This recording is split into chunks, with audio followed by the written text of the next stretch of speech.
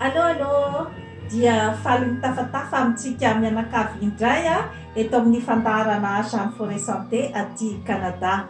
An'io resahantsika an'io zany dia ny momba ny lohahevitra hoe aiza no mitondra ny hasambarana kokoa eo amin'ny olona iray dia ny mipetraka eo amin'ny plasin'ny tiavina ve sa ny mipetraka eo amin'ny toeran'ny tiana, satria dia samihafa de samihafa tokoa ny fandrenesana an'izay atao hoe tian'olona ianao sa hoe tia olona. Ka ny momba an'izay zany no adiadintsika eto, satria sika olombelona rehetrarehetra dia mikatsaka ny hasambarana daholo, kanefa tsy voatery nefa hoe ifanojo amin'ny hoe zavatra tena tianao na ny hoe ny olona tena tianao izany no hoe ifanojo aminao amin'ny fiainana, na hoe ny olona ao anatin'ny nofinofinao zany. Ka izay resaka izay zany no adiadintsika eto. Raha ohatra zany ianao ka mipetraka eo amin'ny plasin'ny atao hoe tia olona anankiray ohatra, dia maro ny zavatra mety hitranga amin'izay fotoana izay, ny hoe tena ao anatin'ny nofinofinao zany ny olona iray ary ny fombafombany rehetrarehetra, ny toetrany dia mahababo anao tanteraka zany, ary dia tena ao anatin'ny ataontsika fahafinaretana mihitsy ianao zany rehefa miaraka amin'ilay olona, zany hoe amin'ny lafiny rehetrarehetra mihitsy zany io, na eo amin'ny lafiny ataontsika hoe zany hoe fiarahana, firaisana ara-nofo izany na ny eo amin'ny lafiny bika aman'endrika ilay olona, sy ny sisa zany, ny situation misy azy, ny faripahaizany, zany zavatra rehetrarehetra zany de hoe tena mitsatoka tsara ao amin'ny itiavanao azy ka mitondra ny atao fahafinaretana zany ao aminao ny fiarahanao aminy. Ny zavatra fanontaniana mipetraka nefa dia hoe ilay olona izay tianao ve mitovy amin'izay fitiavanao azy izay ny fitiavany anao. Fanontaniana mipetraka zany izay zavatra zay, satria tsy voatery hoe tena ifanojo io zavatra io, mety hoe latsalatsa-danja kokoa zany ny fitiavan'ilay olona anao raha oharina amin'ny fitiavanao azy, fomba amin'ny fiainany zany, mety hoe tsy de tena mitsatoka loatra amin'ny tena hoe olona tena tadiaviny ianao ohatra, na eo amin'ny resaka bika na eo amin'ny resaka endrika, fa hoe mety misy zavatra itiavany ianao manokana ohatra, dia ny toetranao ny fombafombanao dia ny intelligence anananao, ny farim-piainanao, zany zavatra rehetrarehetra zany dia mety hoe izay zany no manintona ny olona iray. Tsy azo hanomezantsiny azy zay fa izay ny fiainana, ka azo lazaina ve hoe anana ny hasambarana zato isan-jato zany ve ianao izay tia olona izay tsy de tena hoe arakarak'ilay fitiavana omenao azy zany no valiny. Zany hoe tsika zany aloha amin'io tsy miditra ny amin'ny hoe resaka hoe herisetra na hoe resaka fitondrana tsy mendrika avy any amin'ilay olona, tsy miditra amin'izay tsika fa hoe resaka hoe zany hoe fiarahana normal zany. Ka ianao ihany no afaka andre zany hoe tena henonao ve hoe tena tafapakany aminao ve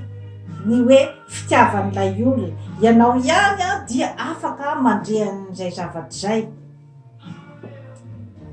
Fa satria raha ohatra ka henonao fa ianao no tena manao ny effort rehetra zany ny amin'ny hoe fifankatiavana, dia mahasambatra anao ve zay? Zay zany fanontaniana mipetraka. Raha ohatra ka somary magatsitsika zany ny fandrenesanao ny fitiavan'ilay olona izay anananao fitiavana mitafotafo zany. Etsakilany indray nefa zany hoe raha ohatra ka misy olona tianao, tena tsapanao fa tena tianao lay olona, kanefa ianao zany tsy de tena hoe ao anatin'ilay olona nofinofisinao izy zany, kanefa dia manome anao ny zavatra rehetra, na ny fanajana, na ny teny mamy, ny fitiavana, ary indrindrandrindra koa zany dia ny hoe fitsimbinany anao zany amin'ny hoe zay zavatra rehetra tadiavinao dia omeny daholy, kanefa zany hoe tsy de tena amin'ny olona zay tena hoe nofinofisinao izy zany, na bika na endrika zany, ary mety ihany koa hoe olona efa nahazoazo taona ihany koa zany noho ianao. Eo amin'ny plastika vehivavy matsy zany no tena tiako tenenina amin'ny zavatra ohatran'izay. Dia maheno ianao fa misy fitoni-tsaina zany, tsy misy tebotebo be loatra zany rehefa miaraka amin'ilay olona tianao, kanefa tsy de tena hoe anananao hoe fitiavana be hoe mitafotafo zany. Ka aiza amin'ireo zany hoe toe-javatra anankiroa reo zany no hoe mety hitondra ny hasambarana ho anao, indrindrandrindra zany hoe ho anao vehivavy.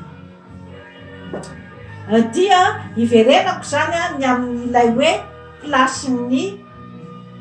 tia olona anankiray zany. Io zany dia arakaraky ny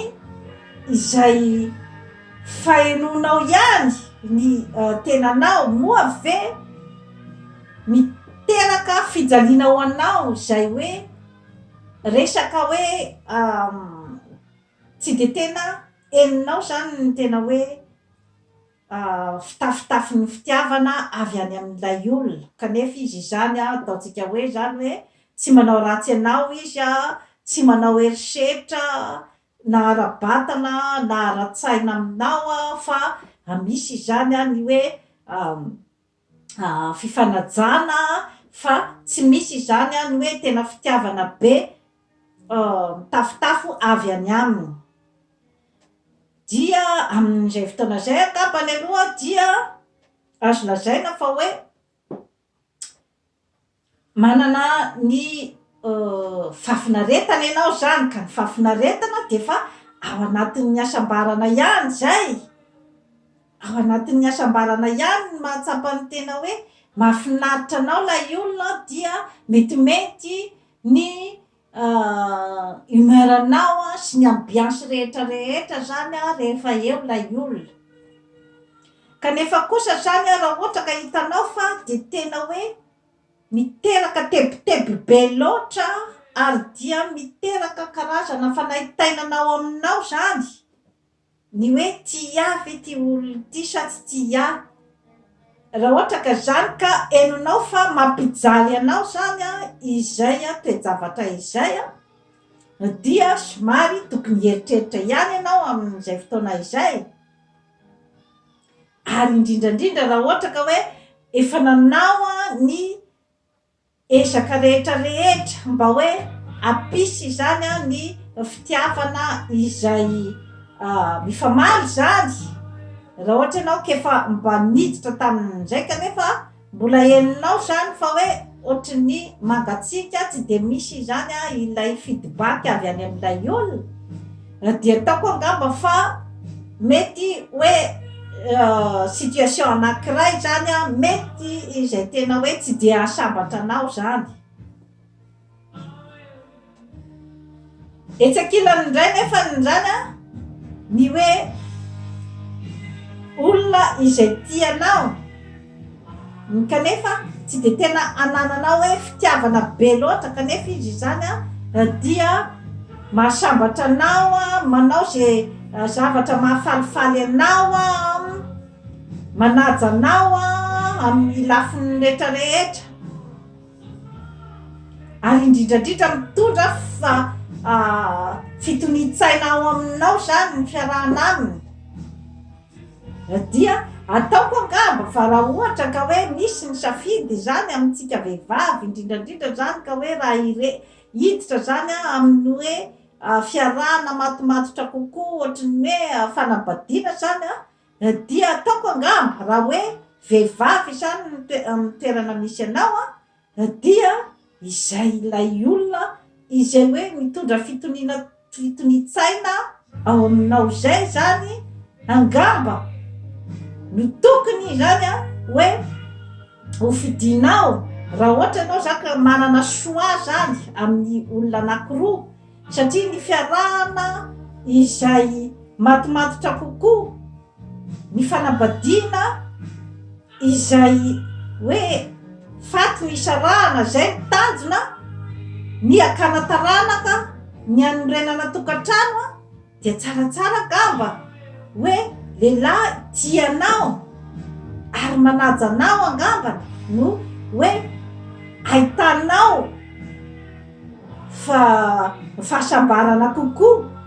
Ary eo amin'ny vehivavy dia tsy de sarotra loatra ho an'ny vehivavy zany ny hoe miaraka amina lehilahy izay tsy de tena hoe zany ao anatin'ny nofinofiny na hoe ao anatin'ny fitiavana mitafotafo, satria ny vehivavy zany rehefa hoe mahay maka ny fony ilay lehilahy zany dia mitsiry tsikelikely ao aminy zany ny fitiavana ary dia manjary mitoetra zany lalipaka io fitiavana io raha ohatra ka hain'ilay lehilahy zany ny hoe mametraka tsikelikely amin'izay hoe fitiavana izay ao amin'ny vehivavy. Ka eo zany no matetika hoe misy ny karazana kritika izay alefan'ny manodidina zany, dia ny hoe raha ohatra zao hoe efa lehibebe le ragà de hoe karazana intérêt fotsiny ange ny arahan'io vehivavy eo aminy tsy maintsy misy izay karazana ataontsika hoe zany hoe préjugé zay fitsarany manodidina de hoe misy daholo moa zany ny fomba fitenenana hoe makrel io vehivavy io satria miaraka amina lehilahy lehibe noho izy, miaraka amina lehilahy tsy de tena hoe tiany loatra zany zavatra rehetrarehetra izany zany dia fitsarany manodidina daholy. Kanefa ianao ihany no mahafantatra ny hoe zavatra ahasambatra anao, ny olona izay ahasambatra anao, satria ny manodidina dia mahita zavatra holazaina foana ny amin'ny fomba fijeriny ny zavatra ity ivelany, fa ianao no mahafantatra ny zavatra mampety anao, ny olona mampety anao. Ka izay zany no mahatsara ny hoe misafidy, afaka misafidy ny olona izay amakivaky aminao zany ny fiainana ary asa miainoaino amin'izay hoe resaka ny manodidiny izay, fa ianao ihany mahafantatra ny hasambaranao. Etsy ankilany indray nefa zany raha ohatra ka hoe amin'ny sendra ilay olona izay tianao ianao zany, nefa ilay olona zany tsy de tena hoe de tena henonao zany ilay hafanana avy any aminy, dia resaka avitana sy anjara koa zay zavatra rehetrarehetra izay raha ohatra ka izay olona izay ara zany no sendra ny lalanao dia tsy misy maharatsy ihany koa nefa ny hoe tia olona na dia atao ara hoe zany hoe tsy de tena misy raha ohatra zany hoe tsy de misy fijaliana be loatra zany a ny amin'ny hoe